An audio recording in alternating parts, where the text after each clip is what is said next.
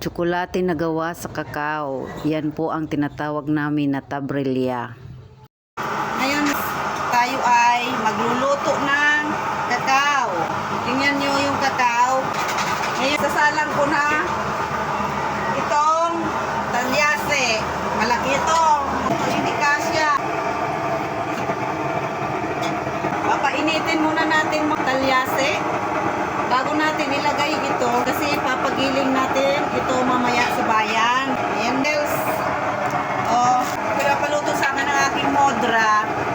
Papadala sa Canada. I-export natin to. Buhos na natin. Ang dami.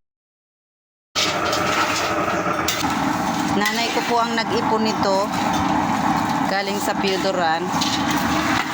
Ipapadala sa Canada. Hindi naman niya magagawa kasi nga kagagaling pa lang niya sa sakit. Ako na muna ang pinagawa. Ako na rin po ang magpapadala. Tingnan nyo po ayan yung puno namulaklak. Yung iba po yan ayan po siya namumulaklak. Ngayon nagluluto ako dito, mukhang bumabagsak siya. Ay po, ito po maluluto na siya. Uunin na po natin siya kasi ganyan po siya. Nawaan. Ayan po. Patayin na rin natin ang use oil kalat. Patayin na natin. Natin ito ilalagay. Ito na po yung pinagiling natin na kakao. Gagawa tayo ng tabrilya. Kaninang umaga, niluto natin to. Tapos ng tanghali, pinagiling natin sa bayan. Hindi ko na videohan dun sa bayan kasi walang magbibideo. Ngayon na lang natin videohan. Gagawin na natin siyang buo-buo. Tumigas yan. Nasa 3.5 kilo na chocolate ito. Tapos, ganun din. Dinagdagan ng asukal. Ganun din. Kung ilang kilo yung chocolate, ganun din yung asukal. Pag nakapagtimpla na ba kayo ng chocolate na ganito? Masarap to sa champurado. Ayan na, finished product niya. Yung pinakulot nyong tubig, ilalagay nyo lang yung isa nito. Tapos, iinumin nyo na. Chocolate na. Kahit marami to mga kaibigan. Kahit ano na lang.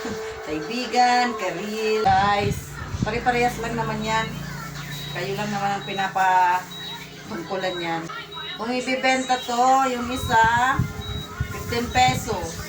15 pesos na yan, Pero hindi natin to ibibenta kasi dadalhin to sa ibang bansa.